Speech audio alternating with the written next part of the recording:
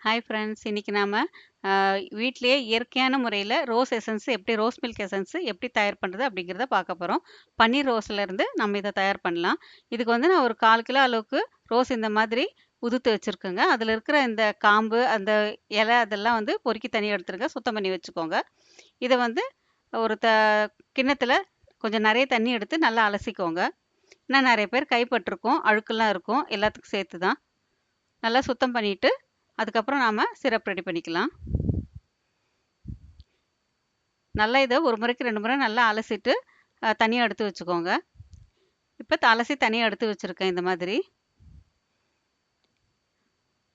தூசு, தும்பு எல்லாத்தையும் சுத்தமா எடுத்துருங்க. வெறும் இதழ் மட்டும் தான் இருக்கணும். இப்ப அடுப்ப பத்த வச்சுக்கலாம். எசன்ஸ் காய்ச்சறதுக்கு தகுந்த மாதிரி ஒரு கொஞ்சம் பெரிய கிண்ணமா வச்சுக்கோங்க. கலக்கறதுக்கு ஈஸியா இருக்கும். ரொம்ப சின்னதா இருந்தா கலந்து விட கஷ்டமா இருக்கும். இதுல ஒரு 2 டம்ளர் அளவுக்கு தண்ணி விட்டுருக்கேன். அது கொதிக்கிறதுக்குள்ள எப்படியும் நமக்கு வந்து இன்னும் கொஞ்சம் சுருங்கிடும். இதுல நாம எடுத்து வச்சிருக்கிற ரோஸ் இதழ்லாம் சேர்த்துக்கலாம். பன்னீர் ரோஜா இதழ்கள்.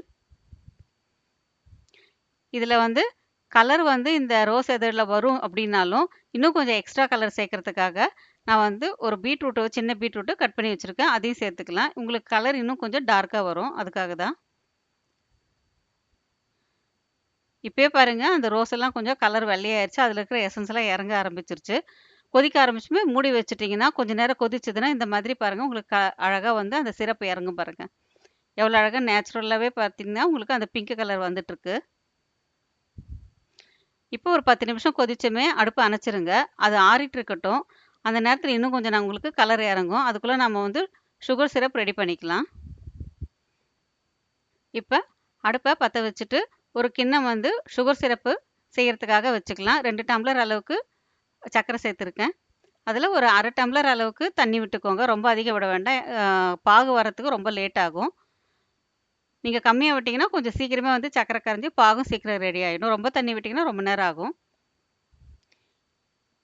இப்ப நமக்கு பாகு ரெடி ஆயிட்டு வருது. ஒரு கம்பி பதம்ன்னு சொல்லுவாங்க இல்லையா? அந்த மாதிரி வர வரைக்கும் நாம சிறப்பா காய்ச்சணும். அப்பதான் உங்களுக்கு வந்து ரொம்ப நாள் வச்சாலுமே கெட்டு போகாம இருக்கும். அதுக்காக தான்.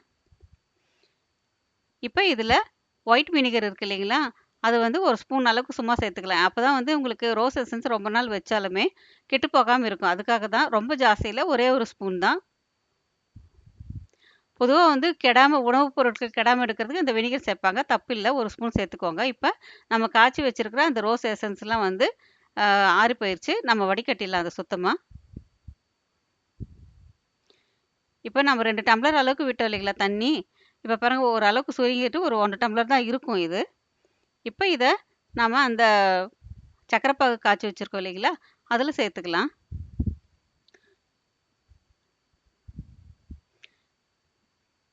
சேர்த்த அப்புறமும் இதுவும் வந்து சேர்ந்து 2மா சேர்ந்து கொஞ்சம் நல்லா கொதிக்கட்டும்.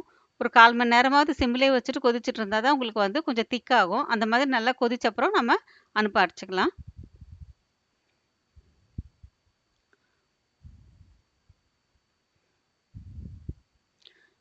ஒரு 1/4 மணி நேரம் கழிச்சு அடுப்ப அணைச்சிருங்க.